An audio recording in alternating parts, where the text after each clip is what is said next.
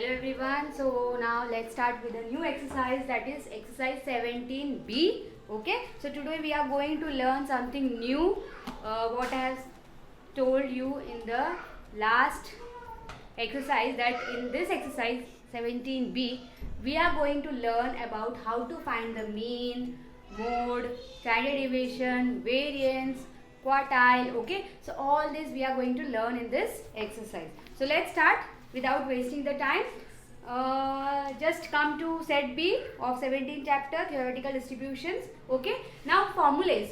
So in theory, when I was explaining the theory, I have not told you about the formulas. Okay, मैंने आपको formulas के बारे में नहीं बताया कि मीन का क्या फॉर्मूला है. हमने थियोरी में देखा बट इन डिटेल हमें नहीं देखा. तो यहाँ पर जैसे जैसे सम्स आएंगे, जो जो क्वेश्चन रहेगा मीन फाइंड करो या मोड फाइंड करो, तो वैसे वैसे जो भी फॉर्मूलेज आएंगे, मैं यहाँ पे साइड में मैंने लिखे हैं वैसे, तो मैं आपको साइड बाय साइड वो फॉर्मूलेज बताते जाऊंगी. ओके, सो फॉर्मूलेज और उसके ऊपर कैसे सॉल्व कर रहे हैं हम. ठीक है, so side by side we will are going to do all these things. Okay, so let's start. Set B, question number 1. Just see, what is the standard deviation of the number of recoveries among 48 patients when the probability of recovering is 0.75.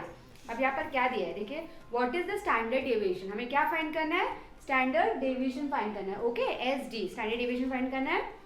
और हमें दिया क्या है, the number of recoveries, तो n दे दिया है. Number of recoveries मतलब n दे दिया है हमें 48 patients when the probability of recovering is 0.75. Probability यानी p दे दिया है हमें. ठीक है, तो हमने देखा बाइनोमियल में, बाइनोमियल डिस्ट्रीब्यूशन जब हम बात करते हैं तो वो बाय पैरामेट्रिक है. लास्ट लेक्चर में मैंने आपको एक्सप्लेन किया कि बाइनोमियल जो है वो बाय पैरामीटर, उसके दो पैरामीटर्स है, एक तो n है और दूसरा p है. तो ये बात हमें ध्यान रखने की बहुत ज़रूरत है. ठीक है, क्योंकि क्वेश्चन में कभी कभी क्लियरली मेंशन नहीं किया होगा कि वो बाइनोमियल है कि पॉइजन है कि नॉर्मल है, कौन सा है, मेंशन नहीं किया होगा. बट हम कैसे पता कर सकते हैं कि वो किस पे बेस्ड है, जब हमें n और p दिया हो या p और q दिया हो. ठीक है, तो अगर n p दिया है तो हम ऑटोमेटिकली बता सकते हैं कि वो बाइनोमियल है, क्योंकि बाइनोमियल बाय पैरामेट्रिक है और उसका पैरामीटर्स कौन से, एक तो n है और एक तो p है. ठीक है, तो आपने जैसे ही क्वेश्चन में देखा कि n दिया है और p दिया है, मतलब वो बाइनोमियल का क्वेश्चन है, तो आप उसके फॉर्मुलेस लगाओगे और you will start solving it. Okay, ठीक है, तो क्लियर.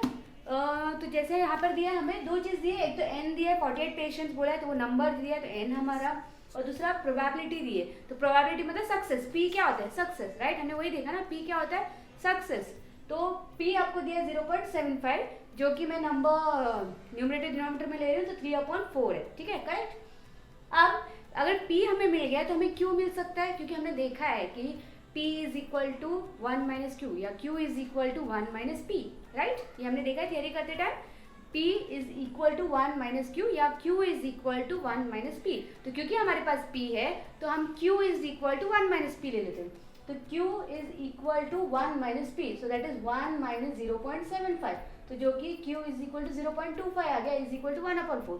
या आप 3/4 लेके भी कर सकते हो, 1 माइनस 3/4, तो वो और आसान हो जाएगा.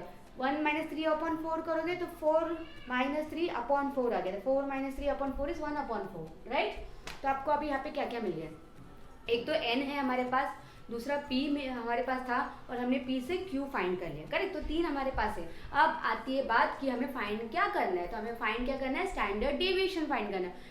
And very important, what is the formula of standard deviation. तो स्टैंडर्ड डेविएशन का फॉर्मूला है root of n into p into q. ठीक है, again I am saying, repeating, standard deviation का formula in binomial distribution is root of n into p into q.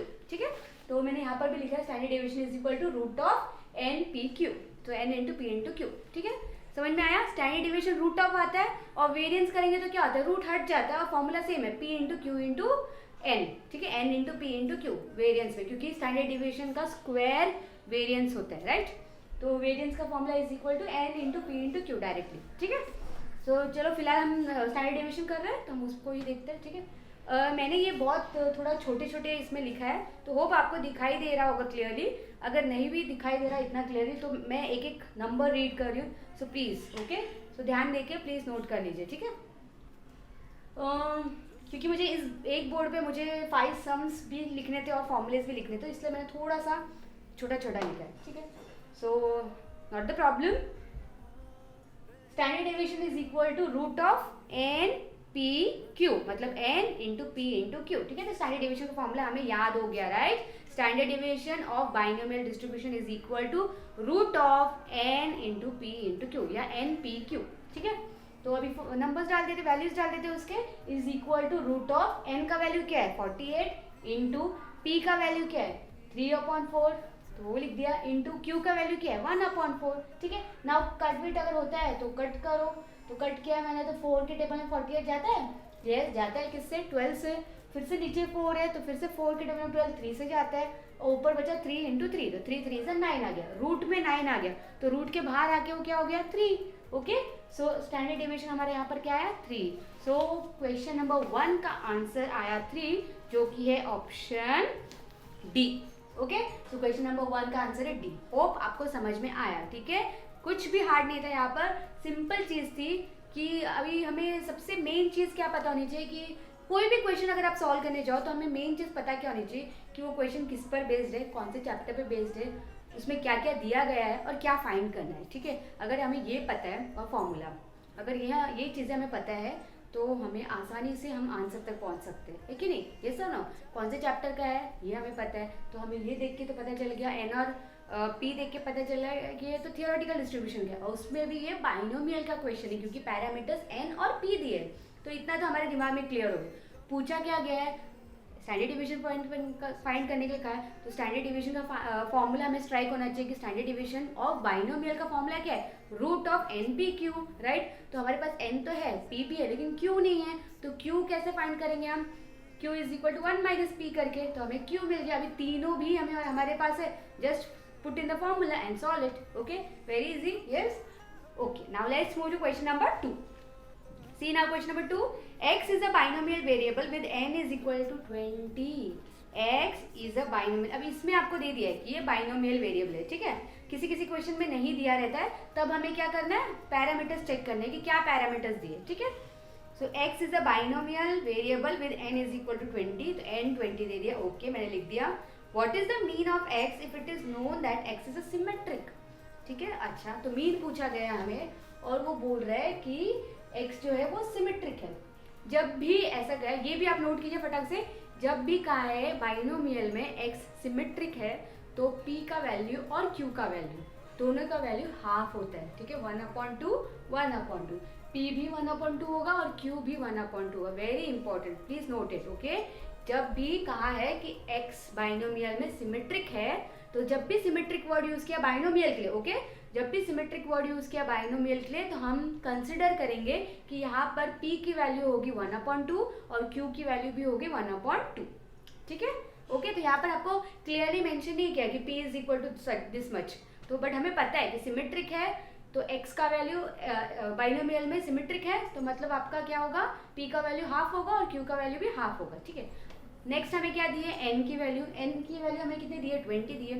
अब n हमारे पास है, p हमारे पास है, q हमारे पास है. ठीक है, फाइंड क्या करने के लिए कहा है, मीन फाइंड करने के लिए कहा है. मीन का फॉर्मूला होता है mean is equal to n into P. Mean in binomial distribution is equal to n into P. So first formula मैंने वही लिखा है, मीन, ये मीन का सिंबल है, is equal to n into P. ठीक है, so mean in binomial distribution is equal to n into P. Standard division is equal to root of N P Q. Variance is equal to N P Q. ठीक है, 3 फॉर्मूले हमने देखे अभी तक.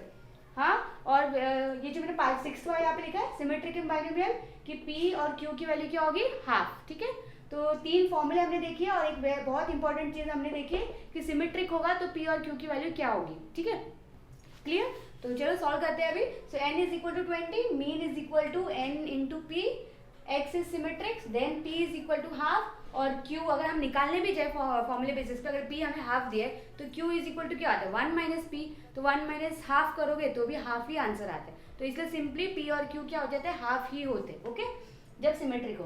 तो मीन का फॉर्मूला डालते हैं, mean is equal to n into P is equal to 20 हमारा n था इंटू पी हमारा हाफ था. और वैसे यहाँ पे q फाइंड करने की जरूरत नहीं थी क्योंकि सिर्फ मीन पूछा और मीन में सिर्फ n और p की जरूरत होती है, बट स्टिल लिख दिया मैंने. ओके, सो कैंसिल करेंगे, 2 1 ज़ा 2, 10 ज़ा 20 आता है, तो हमारा आंसर आया 10। ओके, सो मीन हमारा आया यहाँ पर 10। सो हमारे क्वेश्चन नंबर 2 का आंसर है 10, which is your option B. Okay, so for question number 2 your option is B. Clear? So पहला क्वेश्चन था स्टैंडर्ड डेविएशन पे, स्टैंडर्ड डेविएशन का फॉर्मूला क्लियर है। सेकेंड क्वेश्चन था मीन पर, मीन का फॉर्मूला क्लियर है। Yes, very simple. Yes, no? Now let's move to question number 3। तो क्वेश्चन नंबर 3 देखते हैं अब ये किस पर बेस्ड है, चलो देखते हैं। If x is similar to b and p, b यहाँ पर क्या है, बाय पैरामेट्रिक का सिंबल है b। Okay, so x is similar to biparametric n comma p, तो सीधी सी बात है n और p बाय पैरामेट्रिक के मतलब ये जो है वो बाइनोमियल डिस्ट्रीब्यूशन का क्वेश्चन है। What would be the greatest value of the variance of x when n is equal to 16? तो क्या पूछ रहा है, what would be the greatest value of the variance of x when n is 16? Greatest value of variance पूछा है। ठीक है, एक सेकेंड, मैं यहाँ पे आपको ग्रेटेस्ट वैल्यू ऑफ वेरिएंस का बता देती हूँ। थियोरी पे आ जाइए, पेज नंबर 17.3 पर आ जाइए, पेज नंबर 17.3। ओके, वहाँ पर जो ई पॉइंट है ना, ई पॉइंट दिया है ABCD E, तो ई पॉइंट पर आइए। ई पॉइंट में लास्ट लाइन देखिए, also variance of x attains its maximum value, तो मैक्सिमम वैल्यू और at p is equal to q is equal to 0.5 and this maximum value is n upon 4। ठीक है, तो variance of x attains its maximum value क्या होती है, जब variance उसके मैक्सिमम वैल्यू पर पहुंचता है तब p और q की वैल्यू क्या होती है, 0.5 यानी कि 1/2। ठीक है, तो ये एक बहुत इंपॉर्टेंट चीज़ है। और दोनों का n/q दिया, n/4 दिया, दोनों का मल्टीप्लीकेशन p इंटू क्यू क्या होता है, 1/2 इंटू 1/2, तो 1/4 हो जाता है। ठीक है, तो ये अंडरलाइन कर लीजिए और ये बात भी याद रखिए कि जब मैक्सिमम वैल्यू, ठीक है, जब ऑल्सो वेरिएंस ऑफ x क्या हो जाता है, जब उसकी मैक्सिमम वैल्यू क्या हो जाती है, वेरिएंस ऑफ x की मैक्सिमम वैल्यू हो जाती है p की 1/2 और q की भी 1/2, तो ये बात आपको याद रखनी है। ठीक है, अब आ जाइए क्वेश्चन पे। तो क्वेश्चन में आपको पूछा गया है कि what would be the greatest value of the variance of x when n is 16, तो हमें ग्रेटेस्ट वैल्यू पता करनी है। ठीक है, तो ग्रेटेस्ट वैल्यू पता करने से पहले हमें मैक्सिमम वैल्यू तो पता है कि 1/2 होगी, p की 1/2, q की 1/2। अब ग्रेटेस्ट वैल्यू पता करनी है, तो कैसे करते हैं, चलो स्टार्ट करते हैं। सो n इज इक्वल टू 16 हमें दिया है। ठीक है, मैक्सिमम वैल्यू ऑफ p कितना देखा हमने, 1/2 होता है मैक्सिमम वैल्यू ऑफ p, तो q 1 minus p is equal q is equal to 1 minus half, so is equal to half. तो सेम वे जैसे मैंने बताया आपको, सिमेट्रिक होगा बाइनोमियल में तो भी 1/2 और 1/2 होगा p q की वैल्यू, और जब मैक्सिमम वैल्यू होगा तो भी 1/2 होगी। ठीक है, तो ये दो बात आपको याद रखनी है यहाँ पर। अब p q अगर मल्टीप्लाई कर रहे हैं हम p इंटू क्यू को, तो हाफ इंटू हाफ, तो 1/4 हो जाता है उसका मैक्सिमम वैल्यू। ठीक है, अब हमें फाइंड क्या करना है, वेरिएंस फाइंड करना है। ठीक है, वेरिएंस फाइंड करना है, तो वेरिएंस का क्या फॉर्मूला है, एन पी क्यू, राइट, हमने देखा ना, n into P into Q, तो 16 इंटू पी क्यू तो हमें मिल गया 1/4, तो मैंने वही डाल दिया 1/4। अगर अलग से भी आप कर रहे हो तो 16 इंटू हाफ एक ही बात है, तो 16 इंटू 1/4 कट किया, 4 1 जा 4 4 16, तो मेरा आंसर आ रहा है यहाँ पर 4। Okay, so variance is equal to N P Q, जो कि आंसर आ रहा है 4। तो हमारे क्वेश्चन नंबर 3 का आंसर 4 आया, जो कि है ऑप्शन बी। ओके, ठीक है, अब यहाँ पे आपको डाउट आएगा कि मतलब वेरिएंस कहाँ पूछा है मैम, वेरिएंस कहाँ पूछा है, क्लियरली वेरिएंस नहीं पूछा है ना, what would be the greatest value of the variance पूछा है ना, what would be the greatest value of the variance. तो हमने वहाँ पे थियोरी में क्या देखा, greatest value of the variance कब होता है, जब p और q की वैल्यू हाफ होती है, राइट। तो हाफ हमने सब्स्टिट्यूट किया है यहाँ पर, हाफ हमने डाला और हमने वेरिएंस की वैल्यू पता की। ठीक है, समझ में आया। तो फर्स्ट क्वेश्चन हमारा स्टैंडर्ड डेविएशन पे था, जो कि क्लियर हो गया। सेकेंड क्वेश्चन हमने मीन पर निकाला, वो भी ओके। नाउ थर्ड क्वेश्चन हमारा वेरिएंस पे था, तो वो फॉर्मूला भी क्लियर है। यस ना, क्लियर है। मीन का फॉर्मूला क्या होता है, स्टैंडर्ड डेविएशन का फॉर्मूला क्या होता है, और वेरिएंस का क्या फॉर्मूला होता है बाइनोमियल डिस्ट्रीब्यूशन में। Clear, okay. Now let's move to question number 4। If x is a binomial variate with parameters 15 and 1/3, क्या बोला है, if x is a binomial variate with parameters 15 and 1/3, तो हमें पता है बाइनोमियल का पैरामीटर्स क्या है बाइनोमियल का पैरामीटर्स n एंड p। अभी देखिए यहाँ पे आपको डायरेक्टली नहीं बताया कि n इज इक्वल टू 15 है और p इज इक्वल टू 1/3, ऐसा नहीं बताया। उसने कहा है कि बाइनोमियल के जो पैरामीटर्स है उनकी वैल्यू 15 और 1/3। अब वो हमें पता होना चाहिए कि बाइनोमियल के पैरामीटर्स कौन से होते हैं, एक तो n होता है और दूसरा p होता है, करेक्ट। बाइनोमियल के पैरामीटर्स एक n होता है और दूसरा p होता है। तो n की वैल्यू 15 है और p की वैल्यू 1/3 है। क्लियर, ठीक है। चलो ये तो मिल गया हमें कि n और p मिल गया हमें। ओके, नाउ आगे what is the value of mode of the distribution. अब पूछा है what is the value of the mode of the distribution. अब हमें फाइंड करना है मोड। तो ये फोर्थ फॉर्मूला आ गया मोड का, ठीक है। तो मोड का फॉर्मूला होता है mode is equal to largest integer contained in n+1 into P whole bracket into P, ठीक है। तो क्या करना है, लार्जेस्ट इंटीजर करना है, मतलब पहले आपको n+1 ब्रैकेट p करना है और जो आंसर आएगा उसका लार्जेस्ट इंटीजर हमारा मोड होगा, ठीक है। समझ में आया। पहले क्या करना है आपको n+1 bracket close into p करना है और जो नंबर आएगा, जो आंसर आएगा उसका लार्जेस्ट नंबर हमारा, लार्जेस्ट इंटीजर हमारा आंसर होगा, हमारा मोड होगा। Is this clear? ओके, तो लेट्स स्टार्ट। चलो question number 4, n is equal to 15 दिया है, p इज इक्वल टू 1/3 दिया। समझ में आया। n और p हमें कहाँ से मिला, दिया हुआ है। इट इज मेंशन कि बाय पैरामीटर्स, बाइनोमियल के पैरामीटर्स का वैल्यू एक का 15 है और एक का 1/3 है। तो n हमारा 15 है एंड p हमारा 1/3 है। अब हमें p तो मिल गया है, p तो हमारे पास है। अब mode is equal to, mode का फॉर्मूला लगाते हैं, mode is equal to largest integer contain in n+1 whole bracket into p, ठीक है। तो n क्या है मेरा 15 प्लस 1 ब्रैकेट 1/3, ठीक है। p का वैल्यू क्या है 1/3, okay. Now 15 plus 1 is equal to 16 हो गया, 16 into 1/3। Now can you cancel 16/3? हाँ, 3 के डिवाइड 16 कैंसिल हो सकता है, हाँ हो सकता है, डायरेक्टली नहीं हो सकता बट पॉइंट में आपका आंसर आएगा, राइट। तो 16 इंटू 1/3 आपने जब कैंसिल किया या कट किया या डिवाइड किया 3 से 16 को, तो आपको आंसर आ रहा है 5.33, राइट। 5.33 आपका आंसर आ गया।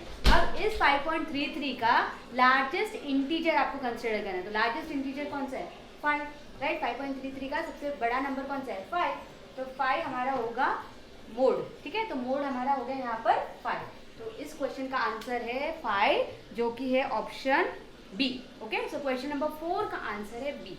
Hope it is clear. Mode कैसे फाइंड करते हैं, मोड का सिंपल फॉर्मूला है largest integer contain in n। Actually करना क्या है, n+1 इंटू पी, ठीक है। n+1 into P, n+1 into P करके जो आंसर मिला उसका सबसे लार्जेस्ट इंटीजर आपका मोड होगा, ठीक है। क्लियर।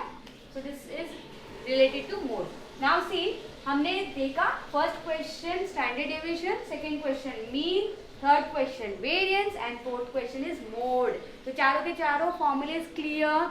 और एक्स्ट्रा हमने क्या देखा कि जब सिमेट्रिक होता है बाइनोमियल में तो p की वैल्यू 1/2 होती है और q की वैल्यू भी 1/2 होती है। और एक बात हमने क्या देखी कि जब भी सॉरी, और एक चीज क्या देखी हमने, हाँ, मैक्सिमम वैल्यू ऑफ वेरिएंस जब फाइंड करना है तो वहाँ पर भी p और q की वैल्यू 1/2 होती है, ठीक है। Okay, now let's move to question number 5 now, okay. So question number 5, what is the number of trials of a binomial distribution having mean and standard deviation as 3 and 1.5 respectively? तो question क्या पूछा गया है, what is the number of trials? number of trials मतलब n आपको find करना है, right. number of trials, तो n की वैल्यू आपको फाइंड करनी है और हमें दिया क्या गया है, हमें मीन दिया है और हमें स्टैंडर्ड डेविएशन दिया है। सो 3 मीन है और 1.5 हमारा स्टैंडर्ड डेविएशन है। तो चलो n फाइंड करते हैं। Okay, let's start. So mean is equal to 3, standard deviation is equal to 1.5। अब mean is equal to, mean का फॉर्मूला क्या है, n इंटू पी। तो N P is equal to 3, इससे मैं फर्स्ट इक्वेशन मान लेती हूँ, N P is equal to 3। ये मेरा फर्स्ट इक्वेशन हो गया, ठीक है। नेक्स्ट क्या दिया, स्टैंडर्ड डेविएशन। तो standard deviation is equal to root of N P Q is equal to 1.5, ठीक है। स्टैंडर्ड डेविएशन का formula root of N P Q is equal to 1.5 दिया है, ओके। अब मुझे अब ये रूट हटाना है तो अगर स्टैंडर्ड डिवीजन का रूट मुझे हटाना है तो मैं क्या करूँगी, स्क्वायरिंग बोथ द साइड, ठीक है। तो मैंने वही किया, squaring on both the side, squaring on both the side किया तो NPQ इज इक्वल टू 1.5 का square, right. Squaring on both the side किया तो NPQ यहाँ का रूट हट गया और 1.5 का क्या हो जाएगा, स्क्वायर हो जाएगा, ठीक है। 1.5 का स्क्वायर क्या हो गया, 2.25, राइट। ये मैं सेकेंड इक्वेशन मान लेती हूँ। अब dividing first equation by second, यानी कि जो सेकेंड इक्वेशन है NPQ इज इक्वल टू 2.25, उसको मैं NP/3 यानी फर्स्ट इक्वेशन को सेकेंड इक्वेशन से डिवाइड कर रही हूँ, ठीक है। NPQ/NP ले रही हूँ इज इक्वल टू 2.25/3 ले रही हूँ, ठीक है। समझ में आया? ओके, फिर से बता रही हूँ, अगर कंफ्यूज हो रहे हो तो मैंने यहाँ पे मीन 3 दिया है, मुझे स्टैंडर्ड डिवीजन 1.5 दिया है। मैंने मीन का फॉर्मूला लिखा, mean is equal to NP is equal to 3, वो मेरा फर्स्ट इक्वेशन हो गया। नेक्स्ट स्टैंडर्ड डिवीजन दिया है, तो स्टैंडर्ड डिवीजन का फॉर्मूला होता है root of NPQ is equal to 1.5 दिया। अब मुझे रूट हटाना है तो मैंने squaring on both the side किया, तो मेरा रूट हट गया, तो वहाँ पर आ गया NPQ और यहाँ पर स्क्वायर हो गया तो यहाँ पर आ गया 1.5 का स्क्वायर जो कि 2.25, वो मेरा हो गया सेकेंड इक्वेशन। अब मैं डिवाइड कर रही हूँ दोनों को, ठीक है। तो NPQ/NP ले लिया मैंने इज इक्वल टू 2.25/3 ले लिया मैंने, ठीक है। तो अभी NP यहाँ पर कट हो गया सॉरी, NP कट हो गया, बचा Q is equal to 2.25/3, cut होके बचा 0.75, करेक्ट। तो Q की वैल्यू आ गई 0.75। अब Q की वैल्यू अगर 0.75 है तो P की वैल्यू क्या होगी, P is equal to 1 minus Q, right, या Q is equal to 1 minus P, yes. तो मेरे पास यहाँ पर Q है तो मुझे P फाइंड करना है, तो मैं Q is equal to 1 minus P लूंगी, ठीक है। तो P is equal to 1 minus Q, या ऐसे भी लूँ, तो P is equal to 1 minus Q, तो 1 माइनस 0.75, तो मेरी P की वैल्यू आ गई 0.25, 1 में से 0.75 मैंने क्या माइनस किया तो 0.25 आया, ओके। अब मेरे पास P भी मिल गया। अब मैं क्या करूँगी, put the value of P in equation 1, P की जो वैल्यू है उसे मैं इक्वेशन 1 में सब्स्टिट्यूट करती हूँ। तो इक्वेशन 1 मेरा क्या था, N into P is equal to 3 था, तो N into P is equal to 3, N into P की जगह पे मैं 0.25 डाल रही हूँ इज इक्वल टू 3, तो ये 0.25 यहाँ पे मल्टीप्लाई है, इस साइड जाके वो डिवाइड हो जाएगा, तो N इज इक्वल टू 3/0.25। अब मुझे कैंसिल करना है बट एक डेसिमल में और एक नंबर में है, तो मैं क्या करती हूँ, इंटू 100 करती हूँ डेसिमल हटाने के लिए, राइट। तो ऊपर मेरा 300 आ गया और नीचे 25 आया, राइट, डेसिमल हट गया। Now when I will cancel, तो 25 के टर्म में 300 12 से आता है, तो n इज इक्वल टू 12, तो वही मुझे फाइंड करना था, नंबर ऑफ ट्रायल्स, राइट। तो n इज इक्वल टू 12 आ गया, जो कि मेरा आंसर है 12, ऑप्शन डी, ठीक है। सो for question number 5 my answer is option D, ठीक है। तो क्लियर, यहाँ पर first question, second question, third, fourth, fifth, 5 question मैंने सॉल्व किए। Is this clear? उसके ऊपर जो जो फॉर्मूलाज है क्या वो क्लियर है? होप कि क्लियर हो, ठीक है। Now next question,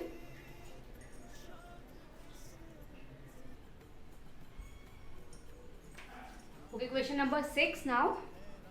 What is the probability of getting 3 heads if 6 unbased coin? अभी क्वेश्चन नंबर 6 से थोड़ा सा अलग क्वेश्चन है, मीन्स इस यहाँ पे mean, mode, median, sorry mean, mode, standard division, variation, इसमें से कुछ नहीं है। x की वैल्यू आपको पता करनी है, प्रोबेबिलिटी पता करनी है, ठीक है। तो हम कैसे करेंगे, what is the probability of getting 3 heads if 6 unbiased coins are toss simultaneously, ठीक है।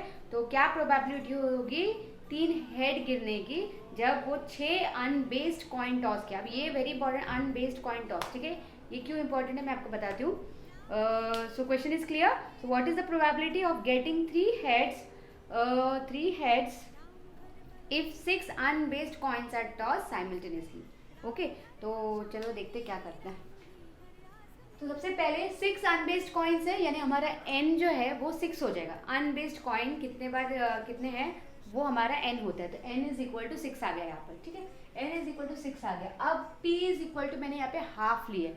p is equal to half क्यों लिया, क्योंकि यहाँ पर अनबेस्ड कॉइन बोला है। जब भी अनबेस्ड कॉइन बोला है मतलब अगर मैं एक कॉइन को टॉस कर रही हूँ एक बार, तो मेरी क्या प्रोबेबिलिटी हेड गिरने की 1/2। क्या प्रोबेबिलिटी है टेल गिरने की? 1/2। तो हम यहाँ पर पकड़ के चल रहे या मान कर चलते कि हमारा P 1/2 होगा और Q भी 1/2 होगा जब अनबेस्ड कॉइन होगा। ठीक है, तो P और Q 1/2 लेके चलना है जब भी अनबेस्ड कॉइन दिया है तो। ठीक है, ये और एक बार 1/2 का आ गया, एक सिमेट्रिक में देखा, एक मैक्सिमम वैल्यू में देखा और एक अनबेस्ड कॉइन में। ठीक है, तो जब भी प्रोबेबिलिटी बोली है और अनबेस्ड कॉइन का है तो हमें P और Q 1/2 लेकर चलना है। ठीक है, सो यहाँ पर मैंने Q 1/2 लेना मैंने बताया आपको कि वहाँ पे मान के चलते कि एक बार अगर कॉइन टॉस किया है तो हमारे हेड गिरने की पॉसिबिलिटी कितनी है? 1/2। टेल गिरने की पॉसिबिलिटी कितनी है? 1/2। ठीक है, so now P is equal to 1/2, coin unbiased है इसलिए। So Q is equal to, Q हम फाइंड कर सकते हैं 1 minus P is equal to 1 minus half is equal to 1/2। तो इसलिए मैंने पहले ही कह दिया आपको P हाफ है और Q भी हाफ है। ठीक है, अब X होता है हमारा नंबर ऑफ हेड्स, X हमारा होता है नंबर ऑफ हेड्स, तो नंबर ऑफ हेड्स कितने चाहिए उसको? 3, तो हमारा X क्या होगा? 3। ठीक है, तो X इज इक्वल टू 3 हो गया। अब फॉर्मूला आता है कि कैसे फाइंड करते हैं प्रोबेबिलिटी को, तो आप पहले पेज नंबर 17.4 पर आ जाइए। 17.4 पर देखिए, एक्चुअली फॉर्मूला पीछे है बट ठीक है मैं ये एग्जाम्पल के थ्रू आपको बता देती हूँ।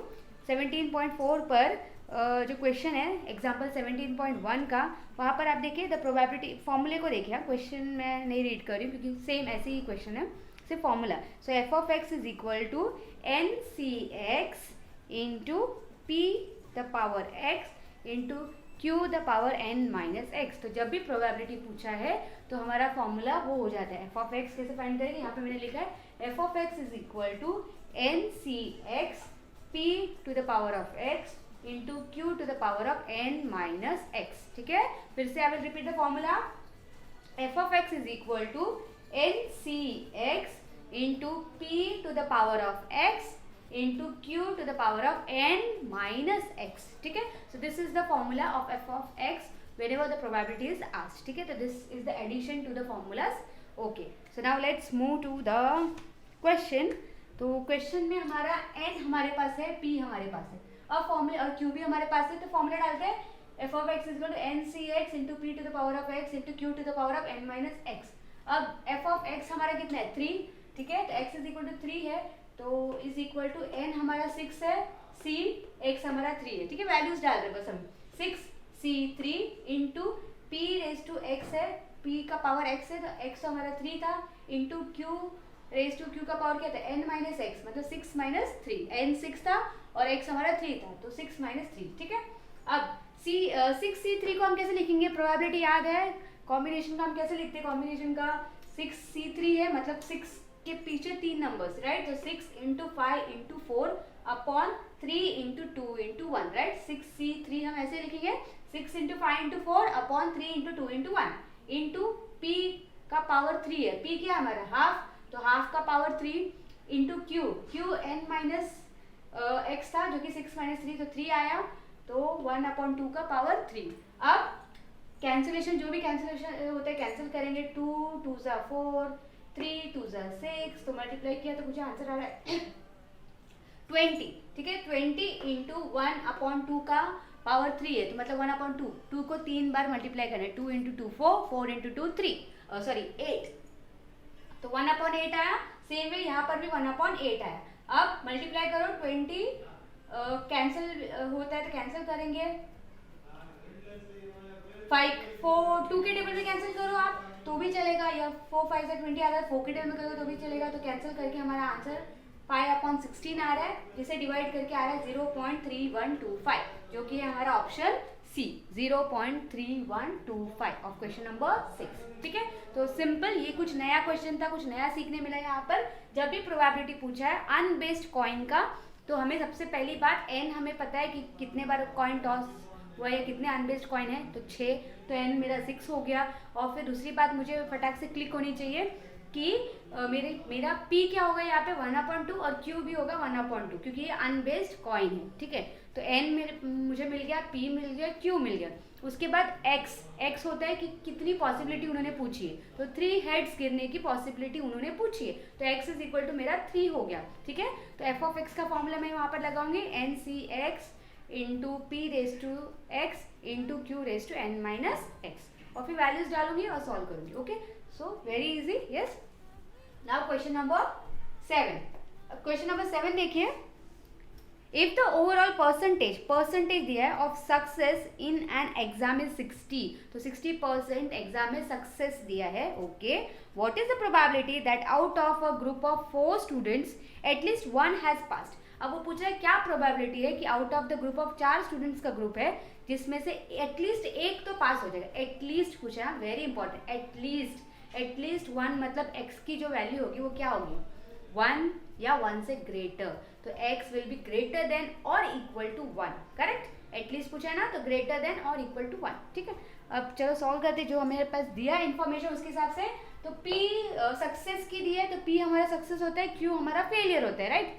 तो p हम ले लेते हैं 60%, तो 60/100 डिवाइड करके 3/5 आया, यानी p मुझे मिल गया 3/5। अब क्या मुझे q मिल सकता है, यस, q मुझे मिलेगा 1 माइनस p करके, तो q is equal to 1 minus p is equal to 1 minus 3/5, so is equal to 2/5 आया, ओके, समझ में आया।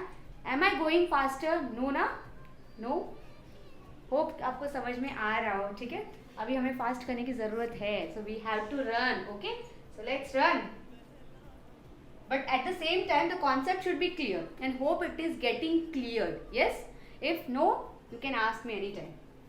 So q is equal to 1 minus p, so is equal to 1 minus 3/5, so is equal to 2/5, ठीक है। तो मैंने क्या किया, मुझे सक्सेस दिया था 60%, तो सक्सेस मतलब p होता है, तो मैंने p इज इक्वल टू 60% बोला है, इसलिए 60/100 लिया, मैंने कैंसिल किया तो मुझे 3/5 p मिल गया। और मुझे पता है कि अगर मेरे पास p है तो मुझे q मिल जाता है, कैसे, p is equal to 1 minus q, तो 3/5 1 माइनस 3/5 किया तो मुझे q मिल गया 2/5, ओके, तो मेरे पास p मिल गया, मेरे पास q मिल गया, और मेरे पास x बोला है एटलीस्ट 1 ना, at least 1 has passed, at least 1 has passed, so at least 1 has passed मतलब p इज क्या होगा, x इज ग्रेटर देन और इक्वल टू 1 होगा।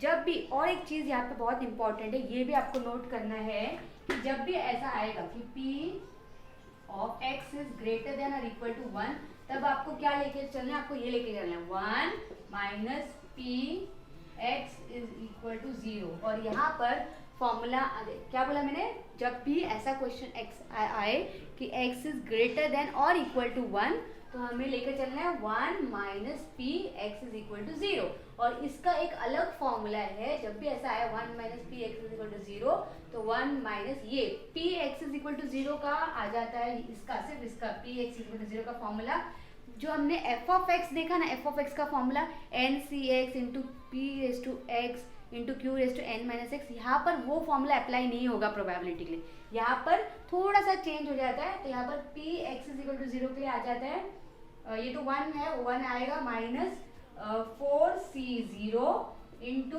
P raise to 0 into Q raise to 4, ठीक है। तो ये हमारा नया एडिशन है फॉर्मूलेज में, तो ये भी आपको याद रखना है, ओके। जब भी ऐसा आए कि x इज ग्रेटर देन और इक्वल टू 1, तो हमें वहां पर क्या लेना है 1 minus P bracket x is equal to 0, और p x is equal to 0 का फॉर्मूला हो जाता है 4c0 into P raise to 0 into Q raise to 4। अगर ये हम अप्लाई करते हैं ना तो बहुत जल्दी हमारा आंसर निकल जाता है, ठीक है, नहीं तो फिर हमें फिर एफ ऑफ एक्स के लिए फिर वो बहुत लेंदी हो जाता है। तो चलो मैंने फिर ले लिया 1 minus 4c0 into P raise to 0 into Q raise to 4, तो 1 माइनस 4c0, क्योंकि 0 है तो मेरा 4c0 का आंसर आएगा 1 इंटू पी रेस टू 0 है तो इसलिए 1 इंटू क्यू रेस टू 4 है, और क्यू मेरा क्या था 2/5, तो 2/5 रेस टू 4, ठीक है। अब 1 माइनस 2 रेस टू 4 मेरा आ गया 16, मतलब 2 को 4 टाइम्स मल्टीप्लाई करना है, और 5 रेस टू 4 भी आ गया, मतलब 5 को 4 टाइम्स मल्टीप्लाई करना है, तो 16/625 आ गया, ओके। नाउ डिनोमिनेटर एलसीएम लेके डिनोमिनेटर सेम करूंगी, तो 625 into 1 625 minus 16 whole divided by 625, okay. अब 625 माइनस 16 आ गया 609/625, तो इज इक्वल टू डिवाइड करके 0.9744 मेरा आंसर आ जाता है क्वेश्चन नंबर 7 का, ठीक है। ये क्वेश्चन नंबर 7 भी अलग था, तो आप देख सकते हो कोई भी क्वेश्चन एक दूसरे से मैच नहीं हो रहा है, सब अलग है, मतलब सब एक पर्टिकुलर टॉपिक पे दिया हुआ है कि मीन आया तो कैसे फाइंड करना है, स्टैंडर्ड डेविएशन आया तो कैसे फाइंड करना है, वेरिएंस पूछा है तो कैसे फाइंड करना है, प्रोबेबिलिटी पूछा तो कैसे फाइंड करना है, और प्रोबेबिलिटी में फिर दो वेराइटी है, एक तो एफ ऑफ एक्स का फॉर्मूला यूज करके, और दूसरा जब बोला है कि एक्स की जो वैल्यू वो एटलीस्ट 1 है, मतलब ग्रेटर देन और इक्वल टू 1 है, तब फिर उसमें क्या वेराइटी आ जाती है, क्या चेंज आता है। तो इतना आपको याद रखना है बाइनोमियल डिस्ट्रीब्यूशन के लिए, ठीक है। तो ये हो गया मेरा क्वेश्चन नंबर 7 का आंसर 0.9744, ठीक है। That is option B in your text book. So for question number 7 your answer is option B, okay. Now let's move to question number 8। अब 8 कुछ नया लेके आ रहा है, देखिए, चलो सरप्राइज के लिए ready, yes. So let's start question number 8। What is the probability of making 3 correct guesses. क्या बोल रहे हैं, what is the probability of making 3 correct guesses in 5 true false answer type question। तो क्वेश्चन कितने हैं, 5 है, ठीक है। क्वेश्चन 5 है, यानी हमारा n तो 5 है, इतना तो क्लियर है ना। क्वेश्चन देखे इतना तो समझ में आ रहा है कि 5 क्वेश्चन पूछ रहा है, 5 ट्रू एंड फॉल्स क्वेश्चन पूछ रहा है, मतलब क्वेश्चन मेरे 5 है, मतलब n मेरा हो गया 5, ठीक है। और वो बोल रहा है कितने करेक्ट गेसेस होने चाहिए, 3 करेक्ट गेसेस होने चाहिए, मतलब x मेरा हो गया 3, ठीक है, x मेरा हो गया 3, ओके। अब और क्या पता है हमें, और कुछ पता है नहीं, और कुछ भी नहीं पता है, लेकिन क्या हम बोल सकते हैं अगर मेरी ट्रू की पॉसिबिलिटी, ट्रू की प्रोबेबिलिटी, अगर मैं एक क्वेश्चन सॉल्व कर रही हूँ तो मेरी ट्रू होने की प्रोबेबिलिटी क्या होगी। हाँ, अगर मैं कोई भी एक क्वेश्चन सॉल्व कर रही हूँ तो क्या चांसेस है कि मेरा वो क्वेश्चन ट्रू हो, तो 1/2, क्योंकि 2 चांसेस होते हैं, या तो ट्रू होगा या तो फॉल्स होगा, राइट। या तो ट्रू होगा वो क्वेश्चन का आंसर, या तो फॉल्स होगा। तो क्या प्रोबेबिलिटी है कि मेरा वो क्वेश्चन का आंसर ट्रू हो, अगर ये पूछा है तो सिंपल प्रोबेबिलिटी में हम क्या बोलेंगे, 1/2, राइट। और अगर मैं पूछूं कि क्या प्रोबेबिलिटी है कि वो मेरा क्वेश्चन का आंसर फॉल्स होगा, तो क्या प्रोबेबिलिटी होगी, 1/2 अगेन, राइट, क्योंकि पॉसिबिलिटी तो 2 ही है, या तो ट्रू या तो फॉल्स, तो 2 पॉसिबिलिटी है, 2 में से कोई एक, तो 1/2, ट्रू का भी 1/2 आएगा, फॉल्स का भी 1/2 आएगा। तो यहाँ पर तो पी और क्यू हमें दिया नहीं है, तो हम वो मानकर चलते कि हर एक क्वेश्चन की पॉसिबिलिटी क्या है, 1/2, ट्रू की भी 1/2 है, फॉल्स की भी 1/2 है, क्लियर। तो मैं इस क्वेश्चन को बेस करके मैं P of true, probability of true 1/2 ले रही हूँ, और प्रोबेबिलिटी ऑफ फॉल्स 1/2 लेके चल रही हूँ, ठीक है। समझ में आया क्यों लिया मैंने, यस। तो मैं वहां से क्वेश्चन स्टार्ट कर रही हूँ। Question number 8, probability of true is equal to 1/2 और probability of false is equal to 1/2। अब मुझे अच्छे से पता है कि ट्रू मतलब सक्सेस होता है, तो P मेरा सक्सेस होता है, यानी मेरे को P का वैल्यू हो गया 1/2, और फॉल्स मतलब फेलियर, और मेरा फेलियर का प्रोबेबिलिटी होता है Q, राइट। तो मेरे पास इनडायरेक्टली P और Q दिया गया है, समझ में आया। मेरे पास इनडायरेक्टली P और Q है, मेरे पास failure and success, success and failure, P and Q, okay. और N मेरे पास है 5। अब मुझे, और X की वैल्यू मुझे पता है 3, तो मुझे एफ एक्स का फॉर्मूला भी पता है, जस्ट मैं फॉर्मूला डालती हूँ फिर। सो मैंने यहाँ पे फॉर्मूला नहीं लिखा है, मैंने डायरेक्टली सॉल्व किया। तो एफ ऑफ एक्स का फॉर्मूला क्या होता है, NC3 into P raise to X into Q raise to n minus X, ठीक है। वही फॉर्मूला यहाँ पे यूज किया, तो मैंने यहाँ पे डायरेक्टली सॉल्व कर दिया। 5C3 मेरा n 5 है और मेरा x 3 है, इंटू पी रेज टू 3, क्योंकि p रेज टू x था तो x मेरा 3 है, तो p raise to 3 into Q raise to n minus X होता है, n मेरा 5 है, x मेरा 3 है, तो 5 माइनस 3 किया तो 2 आया, तो q रेज टू 2 आ गया, ओके। क्लियर दिख रहा है आपको, यस। तो p of x is equal to 3 is equal to 5C3 into p raise to 3 into q raise to 2। अब मैं बस सॉल्व कर रही हूँ, तो 5C3 पे कैसे रिप्रेजेंट करूंगी, 5 इंटू 4 इंटू 3, 3 नंबर्स, 5C3 है इसलिए 3 नंबर्स 5 के पीछे, तो 5 इंटू 4 इंटू 3, और 3 नीचे है तो 3 इंटू 2 इंटू 1, करेक्ट। अब जो कैंसिल होता है मैं कैंसिल करूंगी, p का वैल्यू 1/2 है तो 1/2 रेज टू 3, q का वैल्यू भी 1/2 है तो 1/2 रेज टू 2, ठीक है। तो यहाँ पर कैंसिल करके मुझे बच रहा है 10, और 1/2 का रेज टू 3 हो गया 1/8, और 1/2 का रेज टू 2 हो गया 1/4, करेक्ट, यस। अब ये मुझे बताने की जरूरत नहीं, इतना तो आपको आता है, ठीक है। सो आ गया 8 4 32, 10/32 आ गया। अब मैं डिवाइड करूंगी तो 10/32 मेरा क्या आ जा रहा है, 0.3125, ठीक है, 0.3125, जो कि है मेरा option A in your textbook. So for question number 8 my answer is option A. Okay, so clear it is? Yes. आज हमने सीखा question number 1 to question number 8 of set B of question chapter 17, right. और ये question number 1 से लेके question number 8 जो थे वो हर एक क्वेश्चन एक दूसरे से डिफरेंट था। तो इस टाइप के क्वेश्चंस अगर आपको आते हैं तो you can easily solve it, ठीक है। अगर मीन करने आ रहे तो उसी टाइप के क्वेश्चंस आएंगे, वेरिएंस है तो उस टाइप के आएंगे, स्टैंडर्ड डेविएशन पूछा तो उस टाइप के आएंगे। तो मेन आपको क्या याद रखना है, फॉर्मूलाज, पैरामीटर्स, ठीक है, कौन से पैरामीटर्स है और वो क्वेश्चन किससे रिलेटेड है, ठीक है। तो 1 to 8 जो क्वेश्चन थे वो बाइनोमियल पे बेस्ड थे। आगे के जो 9 से स्टार्ट हो रहा है वो पॉइजन पे स्टार्ट हो रहा है, पॉइजन डिस्ट्रीब्यूशन पे।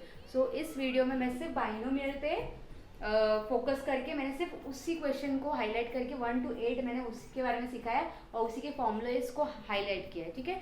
तो आज के लिए बाइनोमियल डिस्ट्रीब्यूशन के फॉर्मूलेज आप लोग क्लियरली समझ लीजिए, उससे रिलेटेड क्वेश्चंस कैसे सॉल्व करने वो आप क्लियरली समझ लीजिए, ठीक है।